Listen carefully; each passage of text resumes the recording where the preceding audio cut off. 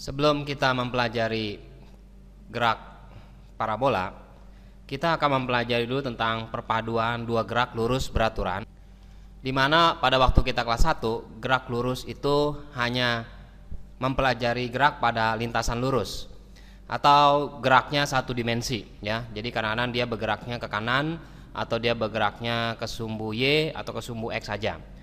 Nah, sekarang kita mempelajari bagaimana kalau misalkan suatu benda itu secara serentak dia melakukan dua gerak lurus dengan arah yang berbeda.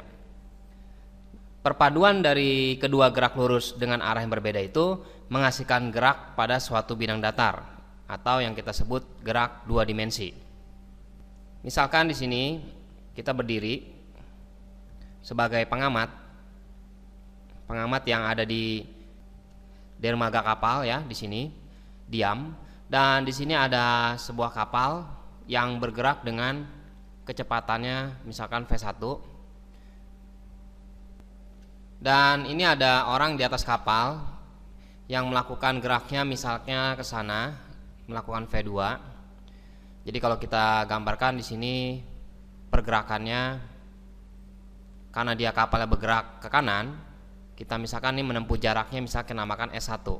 Nah, selanjutnya si A ini melakukan pergerakan juga di atas kapal, arahnya membentuk sudut tertentu dengan arah kapal alfa misalnya. Nah, di sini dia bergerak akhirnya melakukan perpindahan yaitu sebesar S2. Berarti total perpindahannya yang kita amati dari orang ini, misalnya ini adalah pengamat,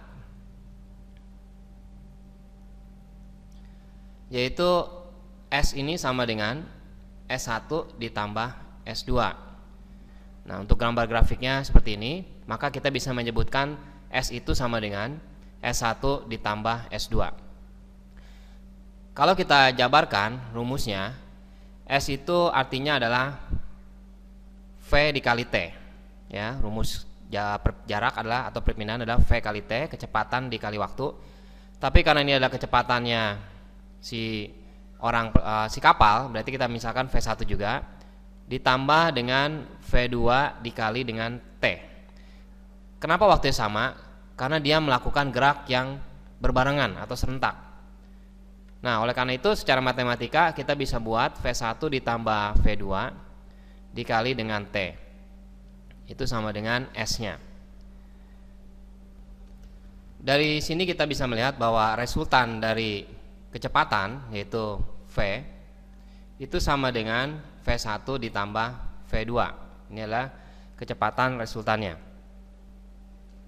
Tapi kalau misalkan dia membentuk sudutnya tertentu, jadi bukan pergerakannya lurus, misalnya seperti ini ya, berarti dia memakai rumus yang pernah kita pelajari di kelas 1 tentang vektor, yaitu rumusnya V sama dengan akar V1 kuadrat ditambah V2 kuadrat ditambah 2V1 V2 cosnya cos alfa. Ini akarnya sampai sini ya. Jadi kalau misalkan untuk kasus dua buah gerak lurus beraturan yang segaris, maksudnya segaris adalah misalnya bergeraknya ke sana dan ke sana misalnya ya, berarti kita hanya menjumlahkan V1 tambah V2 resultannya. Tetapi kalau misalkan dia membentuk sudut tertentu, misalnya seperti ini, membentuk sudut tertentu, berarti kita memakai rumusnya yaitu V sama dengan akar V1 kuadrat tambah V2 kuadrat ditambah 2V1 V2 cos alfa.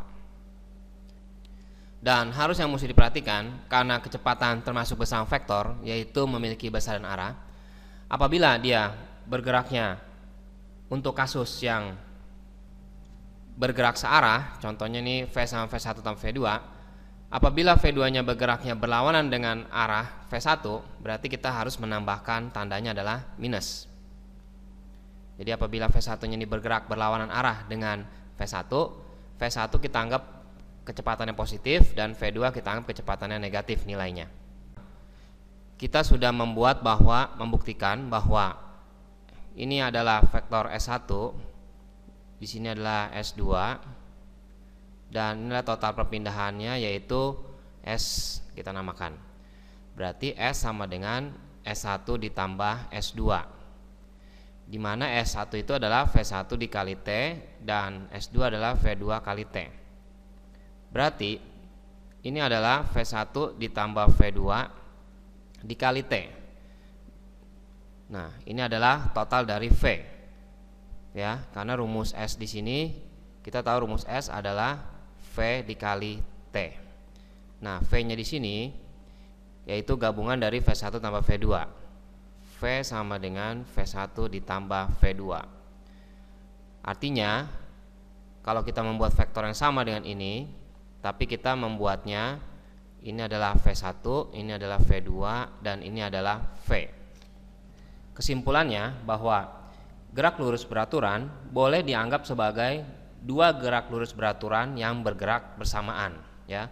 Jadi apabila suatu benda melakukan gerak lurus beraturan, misalnya di sana ada V, boleh kita anggap sebagai dua gerak lurus beraturan juga yang dilakukan secara bersamaan, yang bergerak bersamaan, yaitu V1 dan V2, karena terlihat vektornya V1 tambah V2 sama dengan V.